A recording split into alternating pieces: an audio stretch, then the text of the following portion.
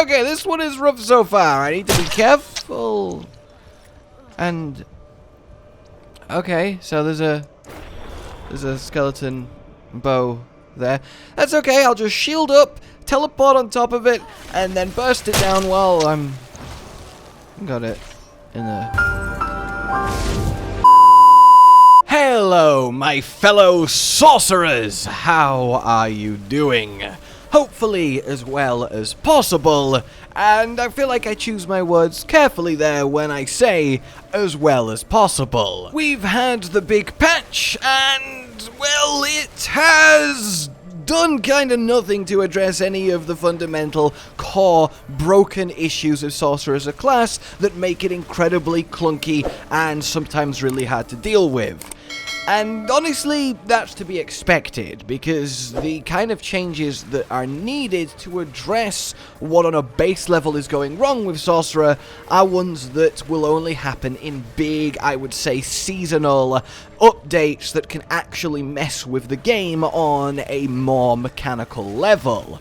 But that said, even if the recent patch had been like plus 100% to all your damage, I'd still be wanting to make this follow-up talk to my previous one where I went over some of the main issues that this class has that hold it back from, you know, functioning in a way that is satisfying, in a way that is properly fun, in a way that makes sense. So in the effort of not retreading old ground, yes, it's still a problem that we are tied to Firebolt as an enchantment slot, meaning that we only really have one choice. We should have 3 enchantment slots back. Firebolt is too good because Burning Synergy is too good, but without Burning Synergy, we're too weak. So it's just this awful situation. We either be creative and bad, or we be boring and kind of averagely just about getting by. So that's not really a fun choice, is it? Having to use all 4 defensives to have any hope at kind of consistently staying alive. Having to have Frost Nova especially as our one reliable source of vulnerable, which is key, but it's in melee range, and that comes with its own set of pigeonhole problems. Then we have mana, where you can't exactly rely or spam a mana costing spell as a spellcaster until ultra late game when you have perfect gear with near perfect affixes and enough lucky hit to let that happen. There's a lot and more, but that's kind of a quick TLDR of what we initially focused on. But since this patch, I have been trying a lot of builds, a lot of playstyles, a lot of skills to get them to work so I can present them to you guys. Ended up with this awesome variation of ice shards that is properly at range with chain freezing explosions, and it feels amazing that you're seeing in the background. And if you want to check that out, well, I will link it down below. But in that process, I have done so many dungeons with so many setups and really felt so many more problems and kind of core issues that I really just needed to talk some more about them and start that discussion, so hopefully as we go forward we can see a few of them addressed. Let's start with what I think is probably the big one.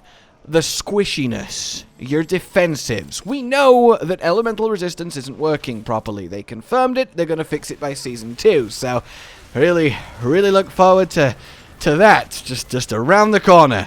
And this means that our one strength in staying alive is completely invalidated, because no matter how high your elemental resist goes, no matter how much your int is giving, it's not actually helping barely at all. What matters when it comes to staying alive, the by far and away most effective stat is armor, and Sorcerer just so happens to have the least armor. The Sorcerer is sat at like 200 armor when not wearing any armor, whereas like Barbarian, as we jump to Cotton's one and watch him get naked for us, we can see that he's still sat comfortably at like 1,000. Well, why is this? Well, all the classes have amounts of armor that they can gain from sources other than the raw armor on your gear, like Paragon board nodes, for example. Sorcerer has the least of them by a long way. Necro has the next most and can get about 6 times as much armor than the Sorcerer just passively. The Rogue can get like 20 times more armor than the Sorcerer. And that is just silly. it means that we end up in this situation where have you ever experienced this? You're fighting along, you think everything's going fine, and you have full health, you've got your barrier on, but then splat. You're just kind of dead? And yes, this happens to every class, of course.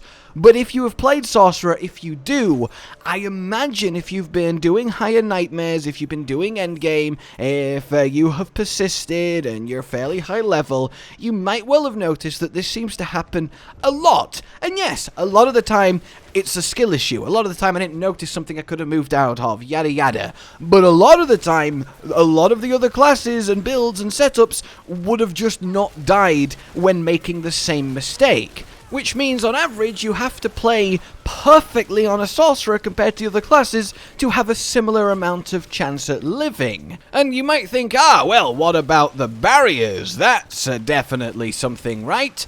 Well, apart from getting barrier generation nerfed because of the beta, again, a really silly decision to balance the game because of level 25, we have the problem that with low armor and not working resistances, the raw damage we take is enough to break through any given barrier and then probably one-shot us from full health through it anyway, or at least in a couple of attacks. Now, it would help if your barriers weren't tied to your base life, which essentially means that all of the extra health that you pile on, like for example your rubies, doesn't actually change anything. So our ice armor gives us 1,400 in barriers, we take off the rubies that have now lowered our max health, it's still giving us 1,400 in barriers. So if we could pump health and get bigger barriers, well yeah, that would definitely go towards alleviating the situation.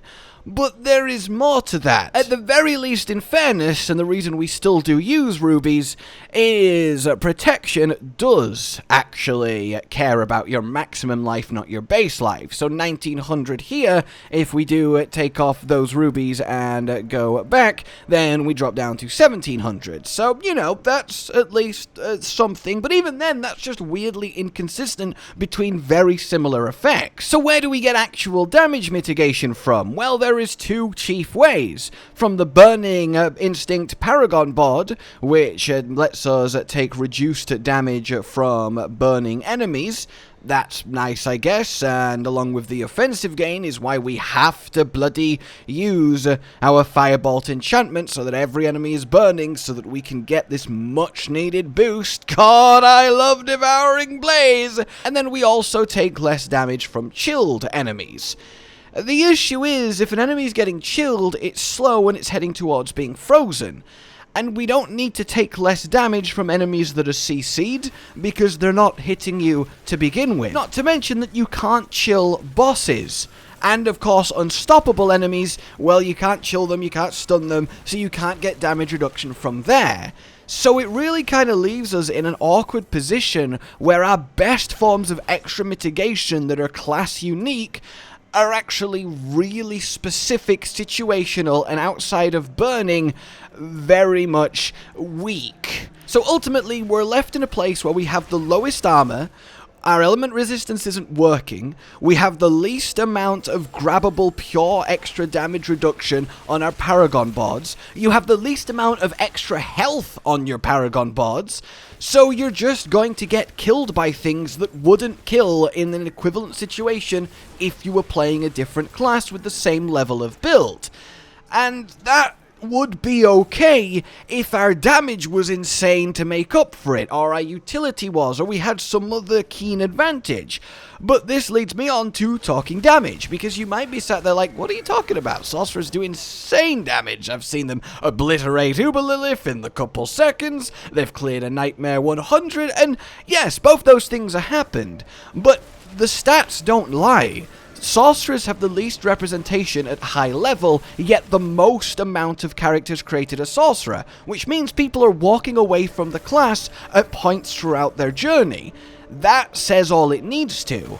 And while, yes, we've cleared a 100, we've killed Uber Lilith, it is empirically more of a struggle than for the other four classes in doing so.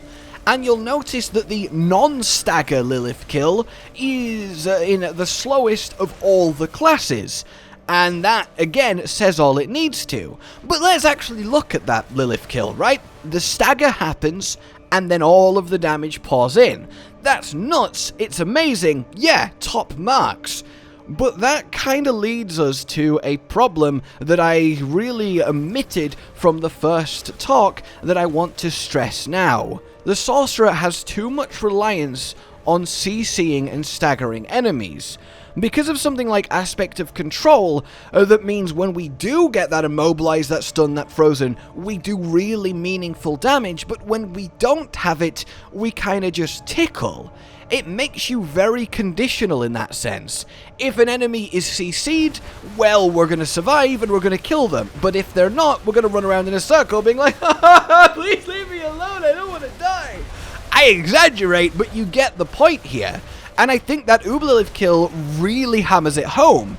Lilith not staggered, the slowest, hardest kill. Lilith staggered, the easiest kill. But you can't have a class built around either you CC everyone or you're pathetic, because one, that's just not fun, and two, it's not sustainable, both because of non-CCable, non-chillable, or unstoppable enemies, and because you just can't be going around constantly CCing everything on screen all of the time. You're just not going to be in that situation, and that's not healthy either. We need more of our power pulled into just the base class's level, and less in these extreme on-off moments.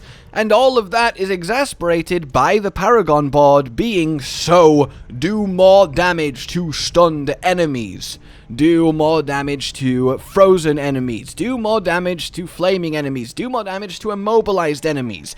It supports this apply CC, then be strong. Whereas you got Barbarians running up to enemies and just one-clicking them for 25 million damage without them really having to invest anything in setting that up or making it happen. They're just unga-bungering their way through the land. Woohoo, look at me, I'm an unstoppable whirlwind of destruction. Haha, wait, there was enemies in here, all I see is corpses. It must be fun living on the other side of things, I have to say. Again, I exaggerate, but you also kind of see that not that much, do I? So ultimately, what we're left with is a class that has super strict creative restrictions because of their enchantment system and how it ties you into burning, how you need at least 4 out of 6 of your buttons chosen for you just to get by, kinda. You have a situation where you have the squishiest class that is dealing the least damage on average and therefore struggling the most on average. Yes, there is always exceptions to the rule, and the reason this is happening is a combination of things being broken, and a lot of things are broken on Sorcerer. Like, a really good example, by the way, just to kind of throw this in here, the Winter Glyph, right? Paragon nodes gain plus 15% bonus to their cold damage modifiers. Alright, that sounds fun for an icy build, right? Except the 2 ice-based boards, which are... Except the 2 ice-based boards, Icefall and Frigid Fate, let's have a look. Well, this is vulnerable damage, so that's not really improvable by that glyph. This is called resistance, so I guess you could boost that, but resistances are broken and it's a specific resistance. Alright, cool. I guess it must be the Icefall board then. Alright, let's have a look. This is damage reduction from chilled enemies. Okay, that's not affected by winter, but then here we go. Damage to chilled enemies. Oh, so what actually is this glyph designed to boost? There isn't any glyph slot on any board that this works for? That seems like an oversight, but I imagine you'll find them everywhere and probably on other classes too if you look, but it really is kind of typical, isn't it? In any case, and being such a conditional class when it comes to all the implications, both offensively and defensively, between enemies being CC'd and enemies not being CC'd. So it is a shame to have all of these wonderful moves, and again, even despite all of this, I still maintain that Sorcerer is just purely fun. When you're doing your level content, and especially through the campaign, when these things don't matter as much, it's an absolute blast. All of the abilities are really neat to look at, they're visually full of flair, they feel satisfying, and until you get to this kind of wall where you have to really min-max to keep pushing endgame content and hype nightmares, you might not even notice these issues creep in. But it really is a damn shame to have this be the reality when, yeah, if you ignore how this actually plays out in game, Sorcerer is a blast, and I still love playing it, and it's because I love it so much, and indeed the game too, that I have these discussions and want to kind of get the dialogue going and hopefully end up in a situation where the class can thrive and grow. And I really, for that factor, have essentially 3 main things I would like to see addressed. The first being a fix to our survivability, either a bit more base armor, or a sooner fix to the element resist, or a buff to barriers once more. After that, I want to see a 3rd enchantment slot, or the Devouring Blaze passive changed to only affect fire skills, and then everything else getting a little bit of a bump to counteract that loss, so we can then use something else other than Firebolt. Then past that, power taken away from CC and put into more your baseline level. And then past that, power and emphasis taken away from stunning, freezing, and immobilizing, slowing every single enemy all of the time, and moving it a bit more into just existing as a sorcerer. You want to feel like it's rewarding to freeze or stun an enemy, but you don't want to feel like you just can't kill them until you do. There's a big difference between those two things. And then as a little extension to that, just more varied and effective ways of applying Vulnerable in different ways at different ranges would do a long way to removing the Frost Nova reliance, as that is another big deal. But again, Vulnerability is a more game-spanning thing to talk about and think about, so I don't want to spend too much of it now. And that kind of does it. I mean, as a bonus, I still think the Sorcerer Uniques need some work, I really do. I mean, it feels like such a slap in the face to know that we can make fireballs bounce and explode multiple times, but it has to do 65% less damage for the privilege?